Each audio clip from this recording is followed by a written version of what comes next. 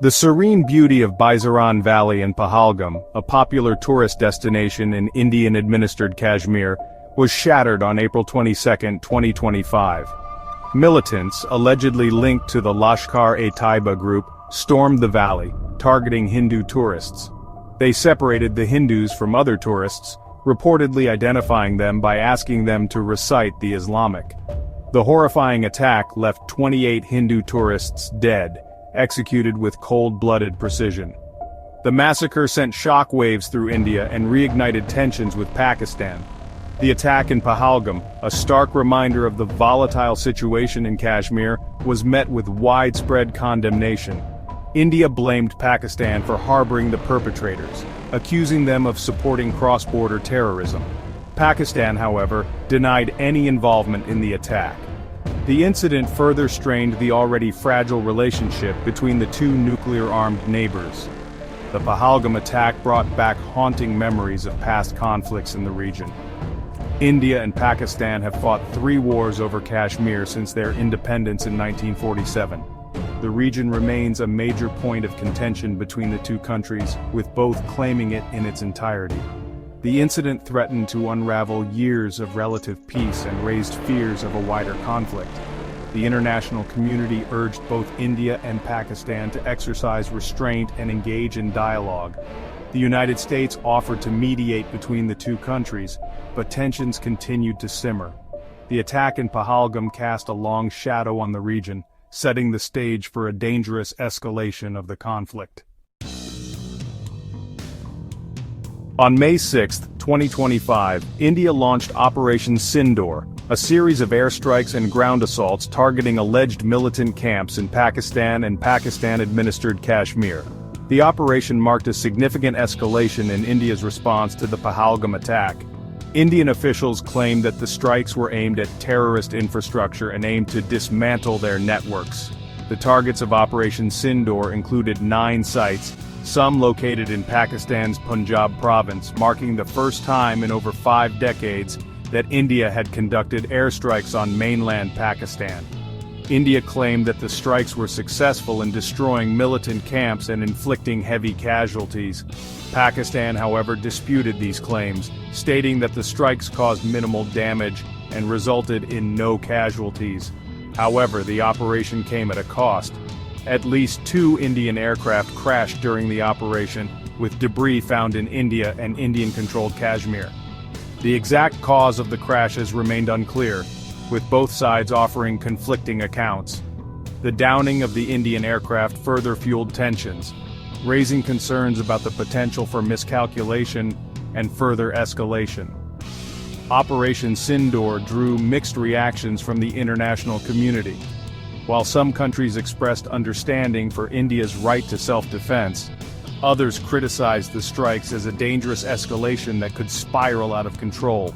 The United States, a key ally of both India and Pakistan, urged both sides to show restraint and de-escalate the situation.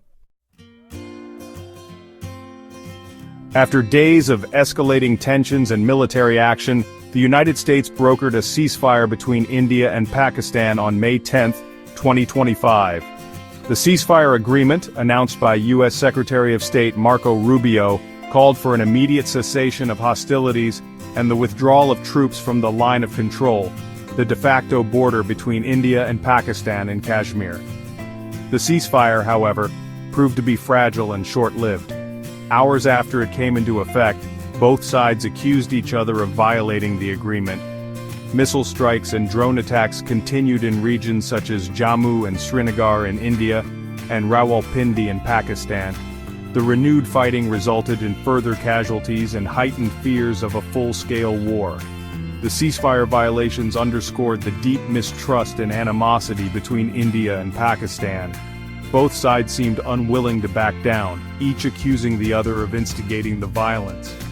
The international community expressed disappointment and concern over the violations, urging both sides to respect the ceasefire and return to the negotiating table. The situation remained highly volatile, with the risk of further escalation looming large. The ceasefire, though fragile, offered a glimmer of hope for a peaceful resolution to the conflict. However, the path to peace remained fraught with challenges, requiring both sides to demonstrate restraint, engage in meaningful dialogue, and address the root causes of the conflict. The international community watched with growing concern as the situation in Kashmir unfolded. The United Nations, the European Union, and major world powers issued statements calling for restraint and urging both India and Pakistan to engage in dialogue. The specter of a nuclear conflict between the two South Asian neighbors sent shivers down the spines of world leaders. The humanitarian cost of the conflict was becoming increasingly apparent. Civilian casualties mounted as homes, hospitals, and schools were caught in the crossfire. Thousands of people were displaced from their homes, seeking refuge in makeshift camps. The United Nations estimated that over 100,000 people had been displaced by the fighting, with the number expected to rise. The conflict also had a significant impact on the already fragile economies of both India and Pakistan. The closure of airspace and trade routes disrupted supply chains and impacted businesses. The escalating tensions also deterred foreign investment and tourism, further straining the economies of both countries. As the world watched and waited, the future of Kashmir remained uncertain. The fragile ceasefire offered a glimmer of hope, but the deep-rooted mistrust and animosity between India and Pakistan posed significant challenges to a lasting peace. The international community faced the daunting task of mediating between the two nuclear-armed neighbors and finding a peaceful resolution to the decades-old conflict.